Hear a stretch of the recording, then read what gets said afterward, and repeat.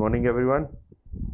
In our last class we have discussed about marginal costing, and while moving forward further, a quick revision of the last class. In our last class we have started with marginal cost, that is an additional amount is spent to produce an additional unit.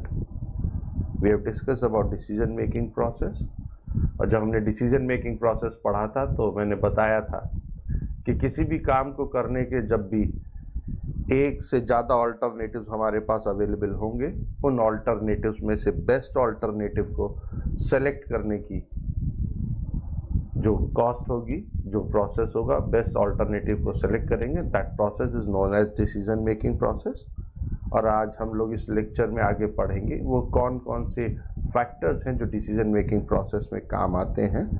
उसके बाद हमने पढ़ा था कि marginal cost क्या है और marginal revenue क्या है, which helps in decision making. This is a comparative chart कि जब मार्जिनल कॉस्ट कम होगी तो क्या करेंगे, मार्जिनल कॉस्ट मार्जिनल रेवेन्यू के बराबर होगी तो हमें क्या करना चाहिए, और मार्जिनल कॉस्ट जब ज़्यादा होगी मार्जिनल रेवेन्यू से.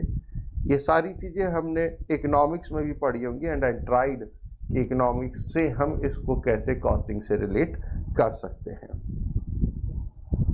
फिर हमने कॉस्ट को उसके बिहेवियर के हिसाब से we have classified, bifurcated into three parts.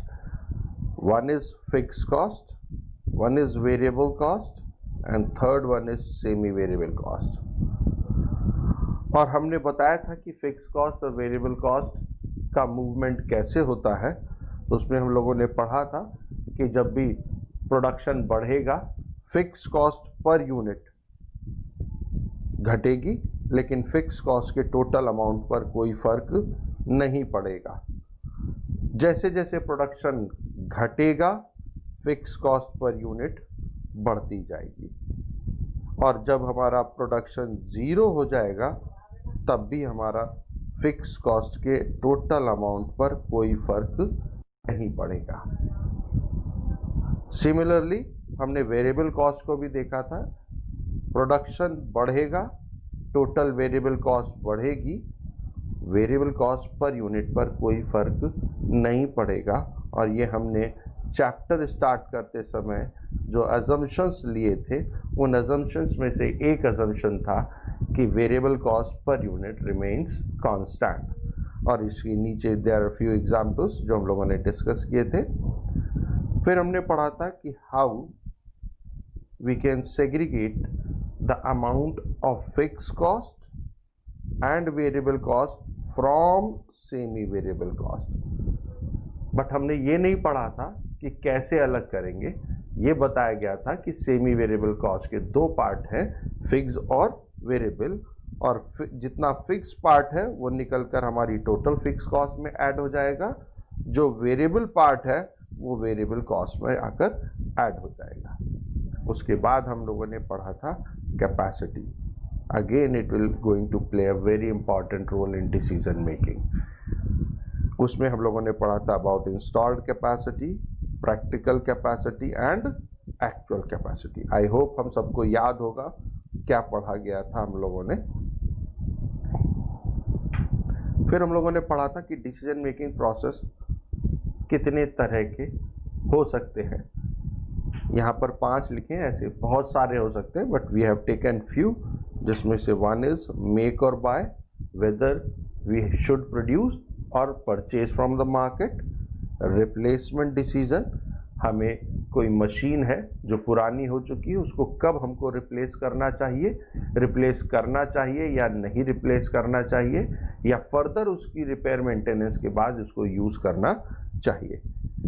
उसी में ही हम लोगों ने आगे पढ़ा था रिप्लेसमेंट के बाद में प्रोडक्ट मिक्स.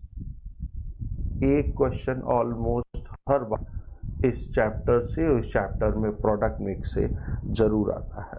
प्रोडक्ट मिक्स यहाँ पर हम लोगों ने लिखा था we are planning to produce a product X, और इस प्रोडक्ट एक्स को बनाने के लिए 2 types of material are required, that is J1 and J2. J1 is required 40% and J2 is required 60%. Students के मन में आएगा कि सर इस मिक्स की क्या ज़रूरत है, या क्या इससे पर्पस सॉल्व होता है। तो वी कैन स्टार्ट। मैंने पहले भी अपने लेक्चर्स में कहा है कि अगर हम अपने छोटे छोटे एग्जाम्पल से चीज़ों को समझेंगे then it will always be a better to clear a concepts. घर में जब हम लोग रोटी बनाते हैं, जिसको हम लोग इंग्लिश में चपाती बोलते हैं, उसको बनाने के लिए आटा एंड पानी की ज़रूरत है। और अगर हम जब इस मिक्स को, कभी आटा ज़्यादा हो जाएगा, पानी कम हो जाएगा, तो भी प्रॉपर आटा नहीं बन पाएगा और ना ही उससे अच्छी रोटी बनेगी। और अगर पानी ज़्यादा हो जाएगा, आटा कम हो जाएगा, तो फर्दर हमको उसमें आटा ऐड करना पड़ेगा। तो इस फिनिश गुड्स को प्रोड्यूस करने के लिए दो मटेरियल चाहिए, वन इज आटा एंड सेकेंड वन इज पानी। इन दोनों का जो मिक्स है, जो रेशियो है, अगर प्रॉपर नहीं होगा तो हम उस फिनिश गुड्स तक नहीं पहुंच पाएंगे। तो एक्सेस मटेरियल का इनपुट का इस्तेमाल करेंगे। And we finished our previous class at contribution and told ki that we will start what exactly contribution is. A big question. और previous class में कहा whenever decision making process is there, we will decide on the basis of contribution. इसका मतलब decision making process में contribution के basis पर हम decision लेंगे। तो contribution is going to play a vital role during decision making process. Now we are going to start what contribution is.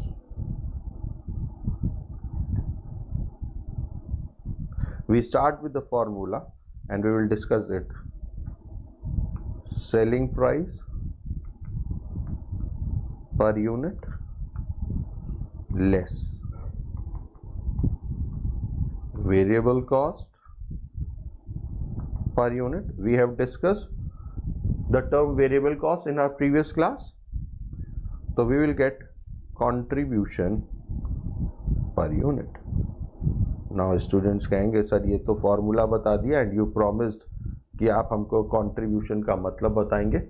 In most of the cases contribution is defined as कि selling price में से variable cost को घटा दे तो contribution मिल जाता है। But contribution को define कैसे करेंगे, तो we will start with a very small example.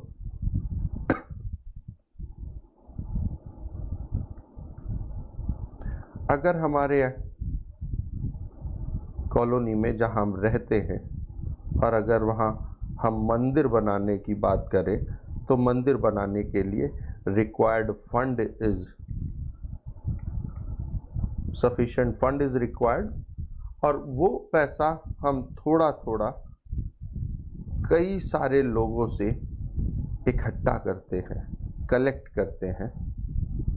और जिन लोगों से हम कलेक्ट करते हैं दैट इज नोन एज योगदान।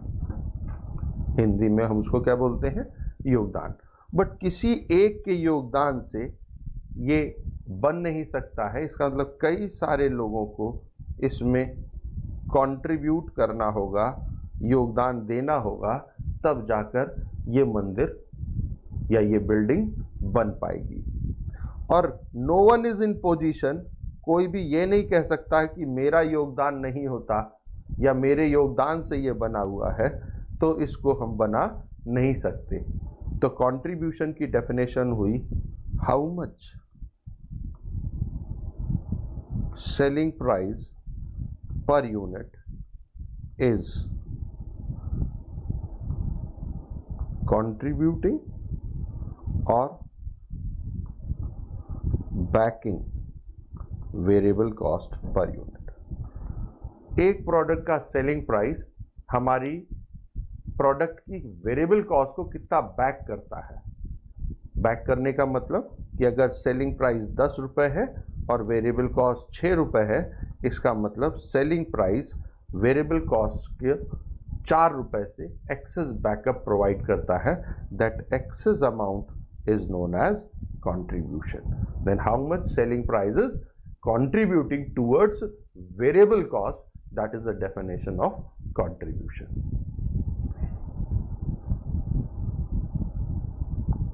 Right? It means selling price per unit less variable cost per unit is contribution per unit.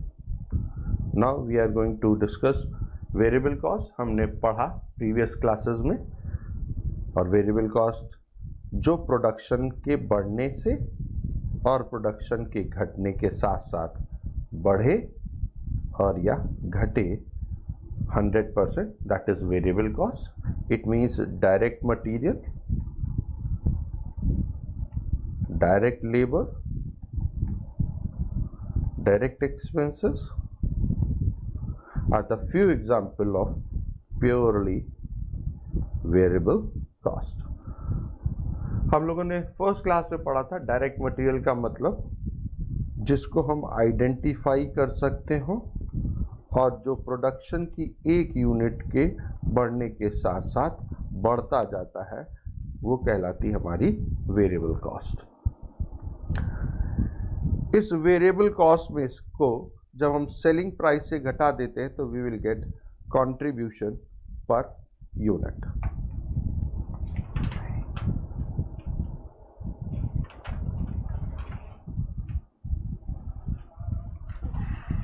Before moving forward हम लोग इसको देख ले एक बार कि कंट्रीब्यूशन का इस्तेमाल यूज हम कैसे करेंगे अपने डिसीजन मेकिंग प्रोसेसेस में.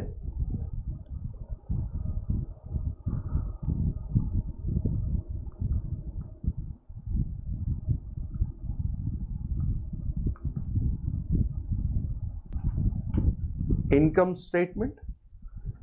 इनकम स्टेटमेंट का मतलब the statement which shows about profit is known as income statement. Now we are going to discuss about income statement. और अगर हम इनकम स्टेटमेंट की बात करें तो in short the statement which shows about profit, how profit is calculated, how we have arrive to profit. अगर हम एक स्लाइड पीछे चलें तो this is also known as income statement. Selling price minus variable cost, contribution minus fixed cost. So this is not exactly the income statement. Now we will discuss it here.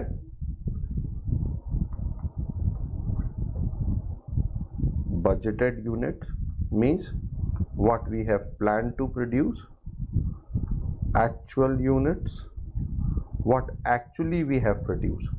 दोनों में बहुत difference है. Budgeted unit मतलब जो हमने plan किया है कि हम कितना प्रोडक्शन करने जा रहे हैं, और एक्चुअल का मतलब कितना हमने प्रोडक्शन एक्चुअली किया.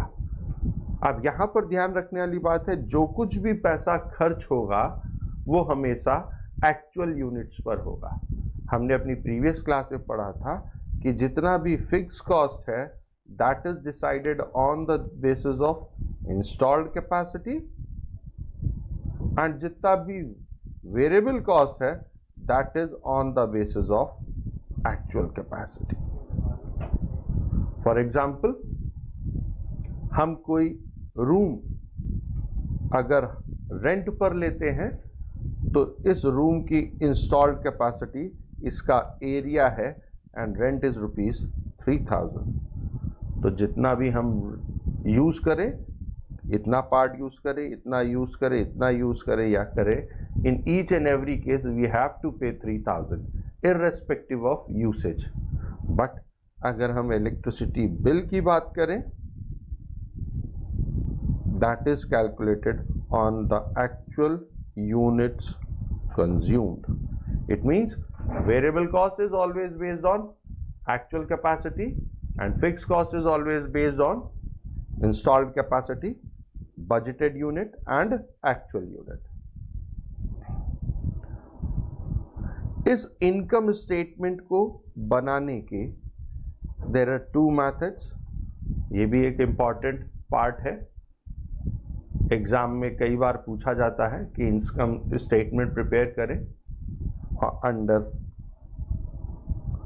marginal costing,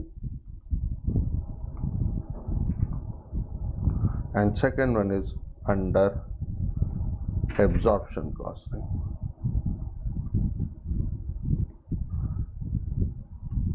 क्वेश्चन आता है कि हमको एक इनकम स्टेटमेंट प्रिपेयर करना है। इनकम स्टेटमेंट को प्रिपेयर करने के लिए क्वेश्चन को ध्यान से पढ़ें कि क्या उन्होंने मार्जिनल कॉस्टिंग के लिए कहा है या उन्होंने एब्जॉर्प्शन कॉस्टिंग कहा है या उन्होंने दोनों ही मेथड से हमको इनकम स्टेटमेंट बनाने को कहा है। अगर हम दोनों मेथड से इनकम स्टेटमेंट बनाते हैं, there are two different approaches. अगर अप्रोचेस अलग हैं तो इनका आउटपुट मीन्स प्रॉफिट भी अलग अलग होगा, under marginal costing, under absorption costing. अगर अप्रोचेस अलग हैं तो प्रॉफिट अलग होगा। देन अगेन क्वेश्चन अराइजेस कि उस प्रॉफिट में डिफरेंस किन कारणों की वजह से है। जब हम मार्जिनल कॉस्टिंग से आते हैं तो प्रॉफिट क्या है, एब्जॉर्प्शन से आते हैं तो प्रॉफिट क्या है। तो इसका मतलब क्वेश्चन में ये भी पूछा जा सकता है, also prepare reconciliation statement between marginal costing and absorption costing. अगर इतना बड़ा क्वेश्चन आएगा तो ये अच्छे मार्क्स को कवर अप करेगा, एटलीस्ट 10 मार्क्स को। तो हम इसको आगे पढ़ेंगे कैसे हम मार्जिनल कॉस्टिंग में इनकम को कैलकुलेट करते हैं, किस तरह से हम एब्जॉर्प्शन में करते हैं और फिर किस तरह से रिकंसिलिएशन स्टेटमेंट। तो मैंने बताया कि क्वेश्चन आता है तो उसको ध्यान से पढ़ें। अगर इनकम स्टेटमेंट लिखा है तो इनकम स्टेटमेंट के लिए मेथड भी बताया गया होगा। नहीं बताया गया है या बताया गया है तो वो कहेगा मार्जिनल कॉस्टिंग से या एब्जॉर्प्शन से या दोनों से। और जब भी दोनों होगा तो मोस्ट ऑफ द केसेस में वो दोनों के प्रॉफिट को रिकंसाइल करने के लिए रिकंसिलिएशन स्टेटमेंट भी आपसे पूछेंगे। तो इट इज़ रिक्वेस्टेड और हमेशा कि क्वेश्चंस को ध्यान से पढ़ें, पहले ये तय कर लें कि क्वेश्चन क्या पूछता है और उसके हिसाब से अपनी रूपरेखा तैयार कर लें और तब क्वेश्चन को सॉल्व करने के लिए आगे बढ़ें। अभी मैं एक छोटा सा फॉर्मेट आपको income statement under marginal costing का बताऊंगा और उसमें एक एक हेड्स को हम क्लियर करते चलेंगे। We are going to start to prepare a income statement under marginal costing.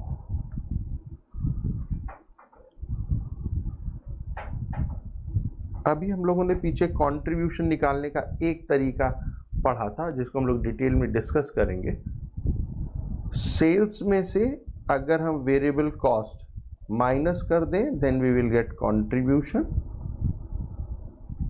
There is a big difference between two. फिर वापस आ जाए अपनी स्लाइड पर। यहाँ पर सेलिंग प्राइस पर यूनिट है and variable cost per unit है, then we will get contribution per unit. But in this case this is sales, variable cost and contribution. Sales means unit sold into selling price per unit. Variable cost is unit sold into variable cost per unit. इसका मतलब यहाँ पर जो कुछ भी आएगा that is in terms of amount, total amount की बात करेंगे। तो जब हम मार्जिनल कॉस्टिंग में बात करते हैं इनकम स्टेटमेंट प्रिपेयर करने की, तो इस कंट्रीब्यूशन में से फिक्स कॉस्ट को लेस कर दें, then we will get profit. ये छोटा इनकम स्टेटमेंट है, इसी को हम एलोबरेट कर देंगे। तो सबसे पहले हमने देखा कि सेल्स तक पहुंचने के लिए हमारे पास यूनिट सोल्ड हो और सेलिंग प्राइस पर यूनिट हो, then we will get sales. इसमें से लेस कर देते हैं वेरिएबल कॉस्ट को। और मैंने बताया वेरिएबल कॉस्ट कैसे कैलकुलेट होगी, unit sold into variable cost per unit. इस वेरिएबल कॉस्ट में क्या क्या आएगा हमने अपनी लास्ट स्लाइड में पढ़ा था, प्रीवियस स्लाइड में, कि वेरिएबल कॉस्ट में direct material, direct labour, direct expenses और बहुत सारे वेरिएबल फैक्टर्स, वेरिएबल हेड्स हैं जो आने चाहिए, तो हम लोग उसको बात करेंगे। तो वेरिएबल कॉस्ट में हमने कहा one is direct material, second one is direct labour, direct expenses,